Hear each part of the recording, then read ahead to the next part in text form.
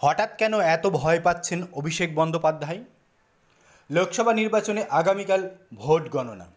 তার আগে রবিবার তৃণমূলের জেলা সভাপতি ও প্রার্থীদের সঙ্গে ভার্চুয়াল বৈঠকে বসলেন দলের সর্বভারতীয় সাধারণ সম্পাদক second in command Abhishek Bandyopadhyay. যদিও দল এখন সর্বভারতীয় নেই, তবুও তৃণমূলের কথাই অভিষেক নাকি দলের সর্বভারতীয় সাধারণ সম্পাদক। মঙ্গলবার গণনা কেন্দ্রের পাহারা নিয়ে কার্যত ভয়ঙ্কর মন্তব্য করলেন অভিষেক বন্দ্যোপাধ্যায়। অভিষেক বন্দ্যোপাধ্যায়ের মতে অতন্ত্র প্রহরায় থাকতে হবে গণনা কেন্দ্রে। গণনা শেষ না হওয়া পর্যন্ত হাল ছাড়া যাবে না। দলীয় বৈঠকে সাব বার্তা অভিষেক বন্দ্যোপাধ্যায়ের। শনিবার শেষ দফায় নির্বাচন মিটতেই এক্সিট পোল বা ভোট পরবর্তী সমীক্ষা পেশ করা হয় গোটা দেশে বিভিন্ন সংবাদ মাধ্যমের মধ্য দিয়ে। কোথায় কে জিতছে, কত আসনে কে জিতছে, কোন রাজ্যে কে এগিয়ে, কে পিছিয়ে, সব নিয়ে চুলচেরা বিশ্লেষণ হয়ে গিয়েছে।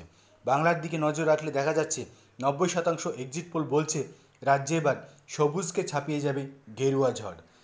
আর তৃণমূল বলছে এইসব সমীক্ষা ভুয়ো, মিথ্যা। তারপরে অভিষেক বন্দ্যোপাধ্যায় তৃণমূলের জেলা সভাপতি, ব্লক সভাপতিদের নিয়ে ভার্চুয়াল বৈঠক করে জানিয়ে দিয়েছেন অতন্দ্রা প্রহরায় থাকতে হবে, কারণ হারের যে ভয় সেটা কিন্তু কাজ করতে শুরু করেছে মমতা বন্দ্যোপাধ্যায় এবং অভিষেক বন্দ্যোপাধ্যায়দের হৃৎপিণ্ডে। আর সেই কারণেই তারা এই ধরনের কথা বলছেন।